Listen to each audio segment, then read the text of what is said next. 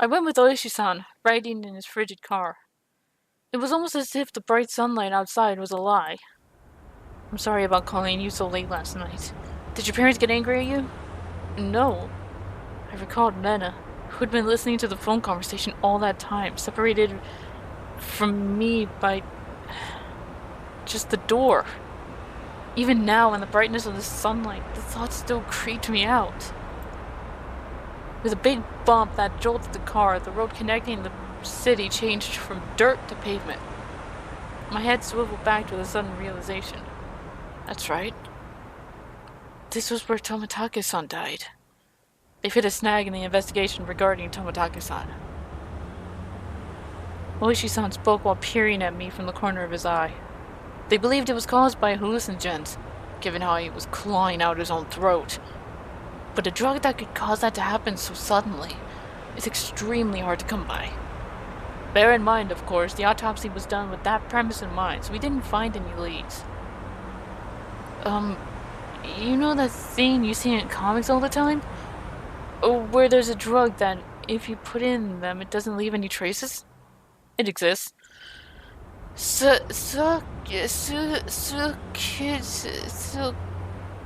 Something or other. I can't say that word. Well, it's pretty common. But you see, there doesn't seem to be any kind of drug that would cause Tomitake-san to react like that.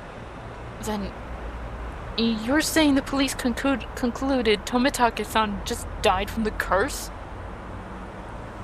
I couldn't help but feel that the police were worthless. I just wanted the idea of a curse to be disassociated from Tomitake-san's mysterious death. Unfortunately, that's how it looks right now. But putting aside the cause of death, without a doubt, he was surrounded by a group of people and had taken a beating before he died. That was no curse, but an incident that unquestionably involved other humans. That made me a bit relieved.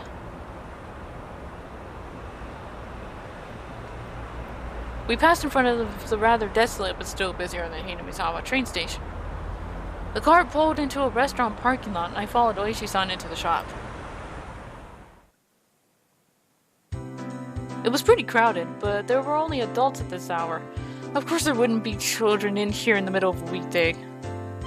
2, please. Non-smoking. This way, please. When you're ready to order, please call me over. We were led by a peculiar lady. I can't say that word for some reason. Peculiarly dressed waitress to our table. I sat with Ooishi-san in the booth. So, what do you think? Aren't the waitresses' outfits here cute? Huh? Well, I guess. You bring me to a maid cafe.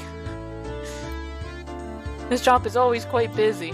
It's more about the waitresses than the food, you see. Uh-huh. Ooishi-san, you're leering. Hmm? Am I really? Oy vey. Regardless of how the waitresses looked, the food was decent enough. Finishing our meals while talking about some inane object, Ooishi-san's after-meal cup of coffee arrived at the table. Yesterday we talked about Hinamizawa's past, didn't we? Yeah, that it was the village of man-eating demons or something like that. I didn't know much about it myself, so I asked my grandmother about it this morning. Ooishi-san took out the notepad that was stuffed into his breast pocket. Turns out that Hinamizawa used to be called Onikakushi or Ogre's Abyss. Onikakushi? That's quite the name. The name's still around. The marsh where the Shinto priest swiped around herself is still called Ogre's Abyss. It's said that the depths of the marsh connect to the realm of demons. Of course, nobody had told me anything about such an ominous marsh. And you see, it appears they were both feared and revered. A respect born of fear. I guess you could say it was kind of defecation. A village of inhuman creatures. Seems the demons were sennin, or mountain-dwelling mystics of sorts. Taking villagers with incurable illnesses into the Ogre's Abyss and healing them, for example. Even if we were to call them demons, Tengu, long-nosed goblins, or sennin, would be more apt description. They don't seem like such terrible people, even though they were called demons. But they were still man-eating demons. According to the story my grandma told me, as payment for treating the son's illness, and let us eat the mother who brought him here, was apparently how things went. The price of curing her son was herself? That's unsettling. Of course, the mother took her son and ran. Then, you see, all the people who lived in Onikakushi, the demons chased them down, rounded them up, and captured them. The entire village, apparently. That's quite a frightening thing to imagine.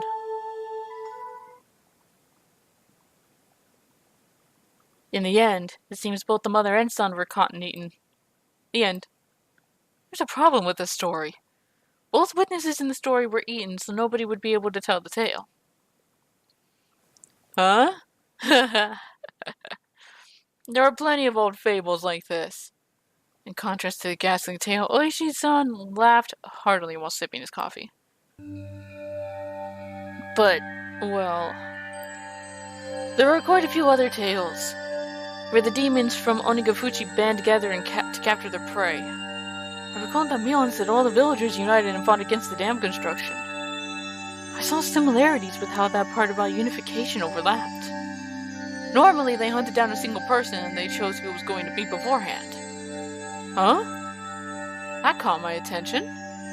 Ooishi-san also appeared to be pondering what it meant. My grandmother told me you must never interfere with the demon's hunt. You should just hole up in your house and hide under the cover, she said. So what does this all mean?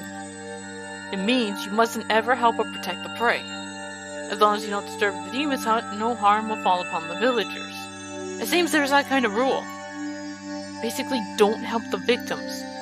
Pretend you don't see the atrocities, in other words. What happens if you break the rule? Well, they're man-eating demons after all. Many parts of that tale caught my attention.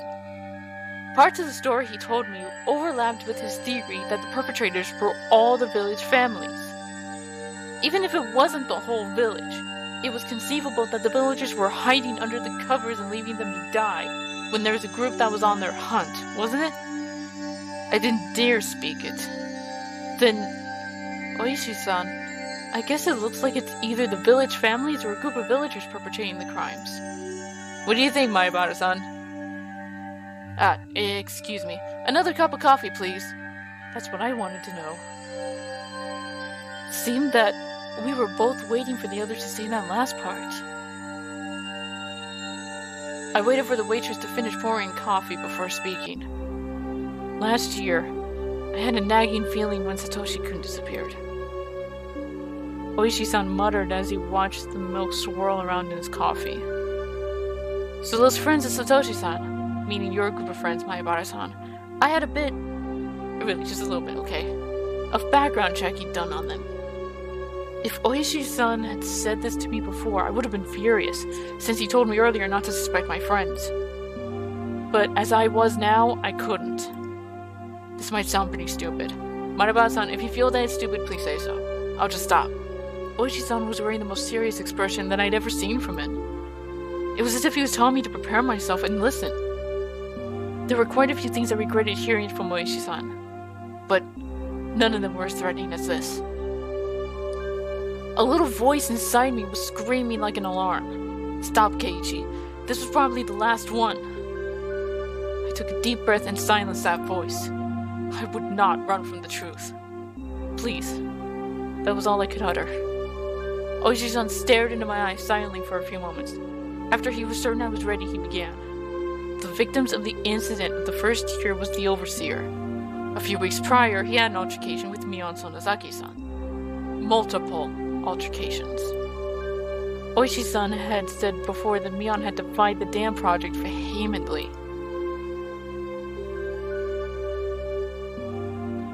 Well, it wasn't hard to imagine how she'd be if she got worked up. In the second year, the married couple who supported the project died in that accident, right? They had a daughter. Her name was Satoko Hojo-san. Hojo? And Satoshi is... Huh? Satoko? Meaning, Satoko? Ooishi-san's look told me that my voice was too loud. I realized it as well, and quickly quieted down. The Shinto priest and his wife who died in third year, you see, their daughter is Rike Furude-san. Rika-chan was the housewife who died the fourth year. You already know, don't you? It was the step-aunt of Satoko Hojo-san. She was in her aunt and uncle's custody, as she had lost both her parents in the accident. She lived in the victim's house. I could tell my lips were getting dry. I didn't even have the wits to keep my mouth from hanging agape. I had thought it was nothing but a bizarre incident, one that I could easily distance myself from. But clicking and clacking, it had snuck all the way to my feet. The one who disappeared the fourth year, by the way, he was Satoko-san's older brother. What? Wait just a second. It took everything I had to finally say that. I gulped down a glass of water and once again wiped my face with a napkin. Calm down, Keiji Maibara. But Ooishi-san was relentless. Instead of waiting me to finish sorting out my feelings, he started speaking again. The last of the things I shouldn't have heard. All of the victims seem to be connected to your group of friends. That has to be just a coincidence. Maibara-san, keep it down. Everyone's looking. Mion? Satoko? Nika-chan? So what if they're connected? You're telling me all of my friends? Couldn't be, it just couldn't be. Nana is different, isn't she? Nana isn't connected with the victims at all. Nana Ryugu was living in a suburb of Ibaraki Prefecture up until last year.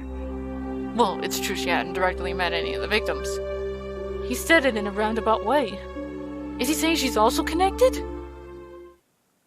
Actually, I looked into her. Before Ryugu-san moved away to Hinamizawa, she was suspended from school. Seems she went through her school building and broke all the windows. Nana did that? She broke all the windows at her school? That same silly Zena had... I couldn't even imagine it. It seems that after her 3-day suspension, she didn't return to school. She went to a neurologist and was diagnosed with dysautonomia. She was given a week of counseling and medication. I wonder if it was something like a nervous breakdown. I'd heard that it happens to people who are really methodical or overly sensitive. Neither of those matched Nana's easygoing personality. And, in the counselor's medical report, he recorded all the conversations he had with Nana-san. It shows up. And quite a bit at that. What did? I pressed forward carelessly. There couldn't be anything more for me to regret. She mentioned the word Oyashiro-sama. I felt like someone's stone-cold hand was caressing my back.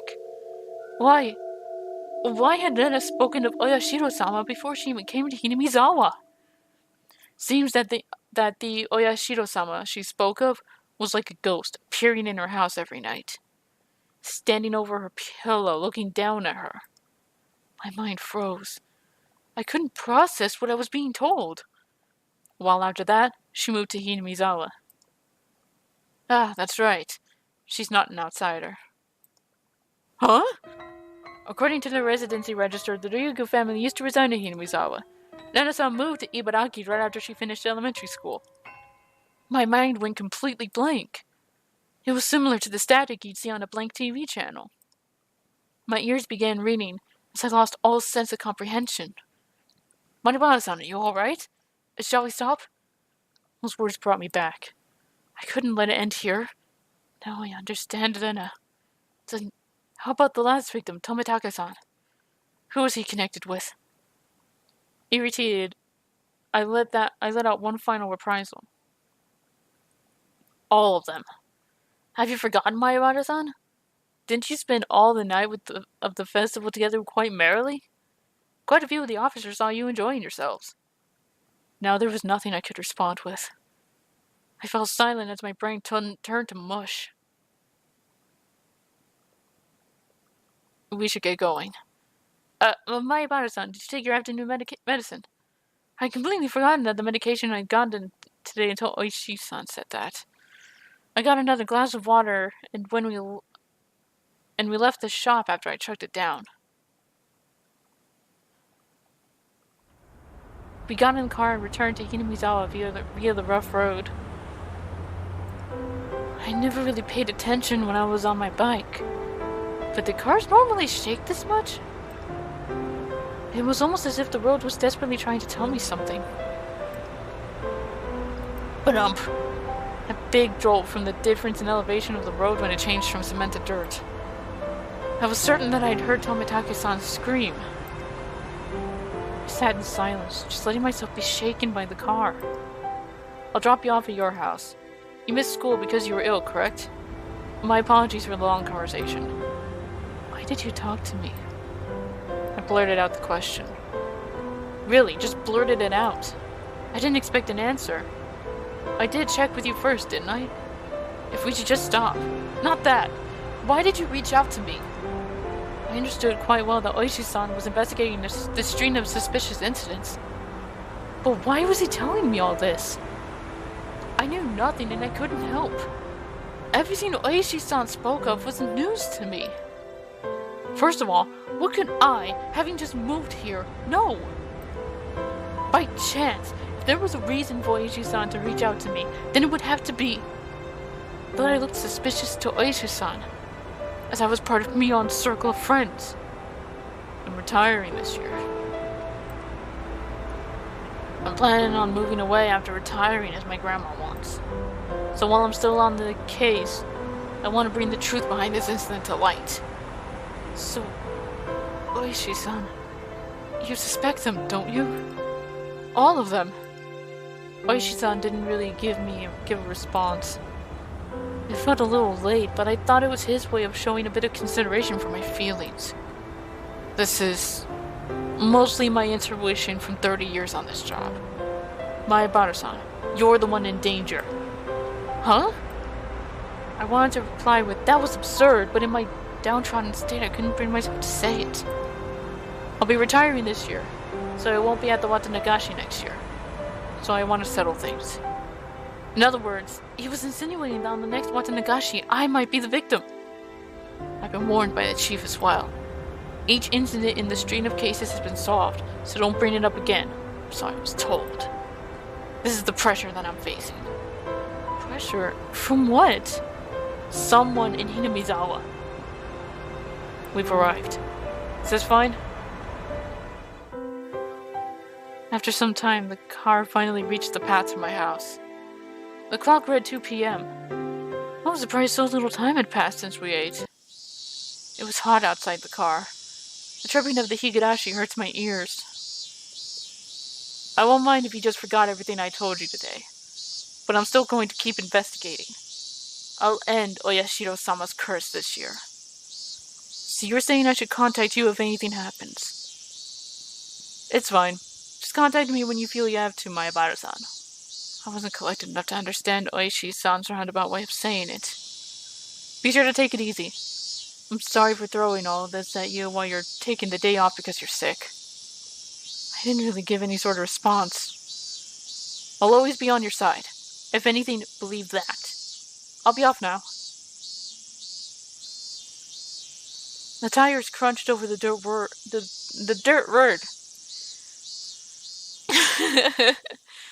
The dirt road as the car made a U-turn and disappeared into a cloud of kicked-up dust. It felt like I was watching a boat, only throw me a lifesaver in shark-infested waters before disappearing into the distance. That was the first time I thought Ooishi-san was being unfair. Telling me I was going to be the next victim. I accidentally pushed the button on the keyboard. I don't know what it did. We're still playing the game, so it didn't quit out. So this wasn't a criminal investigation. He was fishing. I was just a bait dangling off the line.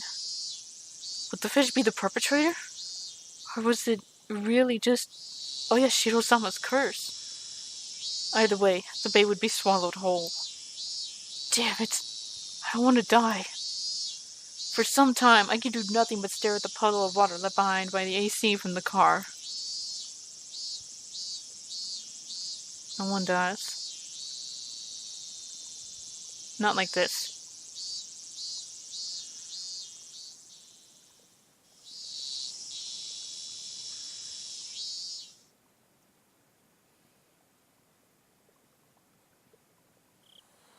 I wonder how much time had passed since I laid down. It was getting dark outside. My body was soaked in sweat. It would probably be a good idea to change my sheets. At that moment, the phone downstairs rang. It was probably Mom. Mom was quite the worrywart. Maybe she had called many times, but I just didn't notice it. Hello? This is the Mayabata residence. Oh, he's alive. Hello, this is Mion. How you doing? Is this one of Keiichi's friends? Keiichi's resting right now, but shall I put him on? Huh? Is this his dad? Sorry. Idiot. You fell for it. Huh? Kei-chan! After our exchange, we both had a good laugh together. Except I was suspicious of her as we were laughing. Was everybody really involved in the incidents? The fact that I couldn't say no saddened me. I'm relieved that you seem well. Then I was pretty worried. I was really worried, you know? Satoko-chan was happy and said you got what you deserved. Rika-chan said, how unfortunate, he's sick. Looks like everyone was making a big deal out of it. Well, you know. So, Kei-chan, is now a bad time to come pay you a visit? A visit? No, it's okay. It's not like I'm dying. My grandma made a ton of mochi, you see? I'm still to share them, so I'll bring you some. Hey now, you'll catch my cold. Not to worry. Both Lena and I are too stupid to catch a cold. See ya! Be there in a bit. She hung up cheerfully. Lena's coming too? That's what it sounded like. I was still concerned about meeting Lena, but I guess if she was with Mion. Oh no, are we coming up to that scene? I heard the doorbell 10 minutes later. How are you feeling? Did you take your medicine and rest? I did just that. Thank goodness you look well. I was worried. Sorry, I'll be fine by tomorrow. Mion showed a complete lack of concern for someone who was recovering, and Nena looked like she was worried about me from the bottom of her heart. It didn't look like there was anything behind those expressions. I thought we might hang out for a bit, but it looks like you're not quite in the condition for it. You don't say. It seemed my face appeared a bit sullen. Then here, Keiichi-kun. These are the mochi Mi-chan's grandma made. Then it held a package wrapped in newspaper. There might be about 5 in here. It was quite hefty. Huh, thanks. Send my regards to your grandma, Mion. Yep. There's one that I made in there as well. I wonder if Keiichi-kun can guess which one. This is Kei-chan's homework since he missed the club meeting today. There are letters on each of the mochi, so I'll ask you tomorrow. Were you checking if I was feeling better, or did you come here for club activities? Yep, looking fine. Guess you'll be able to make it tomorrow. Man, what are you going to do if my fever comes back because of your shenanigans? Mi-chan, we shouldn't be making such a racket. Let's go. The other people here will get angry. Both of them thought my parents were home. It was because the entrance way was a mess. You're right, let's get going. By the way, Kei-chan. Yeah? What did you eat for lunch? A sudden question startled me and I went wide-eyed when I saw Mion. I'd never seen her like that. It was a highly unsettling visage. But why is she asking me about what I ate for lunch? What she said was so inane, it was almost meaningless. The way she said it, it was almost like she didn't care at all about what I ate. I ate out. She must have suspected that I was with Ooishi-san. Anyway, I felt that if I hesitated or tried to change the subject, that they'd read too deep into it, so I tried answering as quickly as possible. Except, contrary to the efforts I had made, there was a pause before they replied. So you ate out for lunch, Keiichi-kun? The glimmer for Lena's eyes had changed at some point as well. It was now sharp, as if to make me feel the feigned ignorance behind her words even more. As if she already knew. That's how it looked to me. Well, was it good? Well, why are you asking me this? Mion was speaking in an unusually low tone, almost as if she knew that I had eaten at the restaurant in town. No, I'm overthinking this. I mean, both of them should have been in school at lunchtime. There was no way they could have known where I was. Seems you were with a rather austere-looking older guy. Who was he? The package with the mochi I was holding slipped out of my hands. I could tell the blood had drained from my face, making me go pale. Oh? Keiichi-kun, who was he? Could it be the person from before, I wonder? I could feel the back of my throat going dry. This was no longer a bluff. They knew everything. How do you know that? It took everything I had to finally force those words from my throat. My knees were shaking. Because there's something this old man doesn't know. Mion sneered knowingly, and her laugh seemed to carry on forever. So, Kei-chan, what did you talk about? It seems like you got pretty worked up over it, too. We weren't talking about you guys. It didn't have anything to do with you or Rena. Isn't it a bit strange to hear our names come up even though nobody asked about that? Then his unwavering gaze pierced through my eyes and peered further inside me. I dug my own grave. My heart was throbbing so much it felt like it was going to explode. Well, whatever you're trying to hide, this old man already sees through it all. Remember that. I couldn't even shake my head. It took everything I had to stop my teeth from chattering. She never let her gaze break from mine, even as she tilted her head slightly. Keiichi-kun, you don't look so good. I think you should lie down. That's true. We should both head back home. As if nothing had happened, they both giggled at each other and started making their way out. I almost started saying making their way downtown. I hadn't moved a muscle since I had dropped the package of mochi. As they left, the door slowly closed behind them. All I could do was stare, as if I couldn't move until the door was completely closed. Just as the door was about closed, it opened again slightly with a sudden creak, sending my heart racing once again. A single eye peered through that narrow slit, and Mion's harkish gaze peered at me once again. See you, Kei-chan? Yeah. I'd hate it if you missed school tomorrow, alright? Thud. The door closed. I wasn't able to move a muscle even after the low laughter died off in the distance, and silence once again enveloped the room. Coming back to my senses, the first thing I did was lock the door.